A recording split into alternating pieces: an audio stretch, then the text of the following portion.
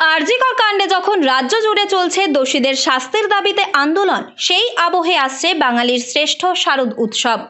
অন্যান্য বছর পুজোর আগে থেকেই শুরু হয়ে যায় নতুন জামাকাপড় কেনাকাটা থেকে শুরু করে বিভিন্ন ক্লাব সংগঠনগুলিতে একে অপরকে পুজোর মাধ্যমে টেক্কা দেওয়ার প্রতিযোগিতা। তবে এবার দুর্গাপুজোর দোরগোড়ায় এসে ঠেকলেও কোথাও যেন ভাটা পড়েছে এই শারদ আনন্দে। রাজ্যে বর্তমান চলা পরিস্থিতিতে নারী ও সাধারণ মানুষের এখন একটাই লক্ষ্য, আরজি কর কাণ্ডে নৃশংসভাবে ধর্ষণ করে খুন হওয়া তরুণী চিকিৎসকের মৃত্যুর রহস্য প্রকাশ্যে নিয়ে এসে প্রকৃত দোষীদের চিহ্নিত করে দেওয়া হোক দৃষ্টান্তমূলক সাজা। পুজো মাটির প্রতিমাকে পুজো করে কি হবে যদি আমরা আসল জ্যান্ত ঠাকুরকে যদি আমরা সম্মানিত না করতে পারি? পুজো দিয়ে কি হবে? কোনো পুজোয় আমরা যাবো না মেয়েরা, আমরা কোনো পুজো চাই না। আমরা যারা বেঁচে আছি, জ্যান্ত আছি, তাদের সম্মান করুক, তারপরে দেবতার পুজো হবে। সেক্ষেত্রে কি নতুন জামা কেনাকাটি বা এখনো ভাবতেই পারিনি, ভাবছি না, যতদিন বিচার না হবে কিচ্ছু ভাবছি না। এবং আমরা লড়াই চালিয়ে যাব, বিচার চাই। কারণ এবার এই জন উত্থানের পরেও যদি বিচার না হয়, সত্যিই কি আমরা বাড়ি ফিরতে পারবো? এই প্রশ্নটা আমাদের কুড়ে কুড়ে খাচ্ছে। সেই লক্ষ্যেই যেন এ বছরের শারদ উৎসব হতে চলেছে অনেকটাই শোকের আবহে। জেলা সহ বিভিন্ন জায়গায় নানাভাবে আন্দোলনে সামিল হচ্ছেন মানুষজন। মহিলারা রাত দখল থেকে মানববন্ধন করে নানাভাবে প্রশাসনের দৃষ্টি আকর্ষণ করার চেষ্টা চালাচ্ছেন। তবে এখনো আরজি কর কাণ্ডে সিবিআই সেভাবে প্রকাশ্যে নিয়ে আসতে পারেনি আসল সত্য।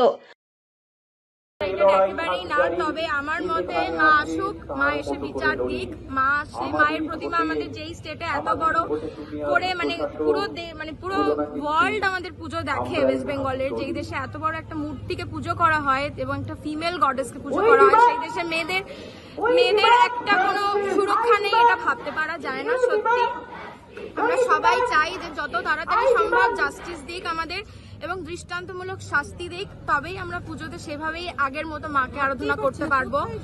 মাকে আবার আমাদের সেই রকম এক্সাইটমেন্ট নিয়ে আমরা আবার পুজোটাকে ভাবতে পারবো। দৃষ্টান্তমূলক একটা শাস্তি হয়, একটা ছেলে যাতে একটা মেয়েকে ছোঁয়ার আগে 10 বার ভাবে, সেই শাস্তি আমরা চাইছি। প্রাক্তন অধ্যক্ষ সন্দীপ ঘোষকে গ্রেফতার করা হলেও তা দুর্নীতির মামলায়। এই পরিস্থিতিতে এখন আন্দোলনকারীদের দাবি, পুজো হবে নিয়ম মেনে, উৎসব হবে বিচার পেলে। সোশ্যাল মিডিয়াতেও এখন এহেন প্রচার চোখে পড়ছে। তাই 8 থেকে 80 সকল বয়সের মানুষই এখন শারদ উৎসবের আনন্দকে সরিয়ে রেখে চাইছেন নির্যাতিতা তরুণীর খুনের বিচার। জামা কাপড় কি কিনবে? কেন কিনবে না? আমার ইচ্ছে নেই, কারণ আমরা যতদিন বিচার না পাচ্ছি আমরা ততদিন শান্তি নেই। আমরা মেয়েরা যেন সবসময় প্রোটেক্টেড থাকি। তুমি কি তাই জন্যই আজকে এখানে আসলে? হ্যাঁ, we want justice. 7 years old age, ও আজকে এত রাত, এখন 11টা বাজে, ও আজকে এসছে এখানে জাস্টিসের জন্য।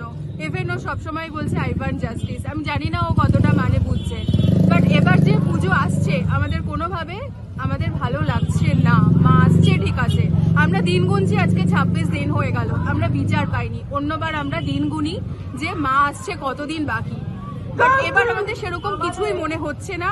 ইভেন জামা কাপড় কেনার কথা আমরা কেউ ভাবিও নি। বাচ্চার ক্ষেত্রে আমরা কোনো কিছু ভাবিনি। এবার কি অনেকটাই শোকের আবহে? একদম চাই, একদম শোকের আবহে চাই। মা আসছে, আমাদের দুহাত ভরে আশীর্বাদ করুক যেন আমরা বিচার পাই, আমরা যেন মেয়েরা প্রোটেক্ট পাই। আমরা প্রোটেকশন ছাড়া আর কিছু চাই না। রাত দখল নেওয়া মহিলারা জানাচ্ছেন, যেখানে জ্যান্ত দুর্গার এমন করুণ পরিণতি হয় সেখানে মাও এসে সুরক্ষিত নয়। তাই যতদিন না বিচার হচ্ছে ততদিন আনন্দকে সরিয়ে রেখে নারীদের অধিকার রক্ষার এই আন্দোলন চালিয়ে যাবেন সমাজের জ্যান্ত দুর্গারা। উত্তর 24 পরগনা থেকে রুদ্রনারায়ণ রায়, লোকাল 18 বাংলা।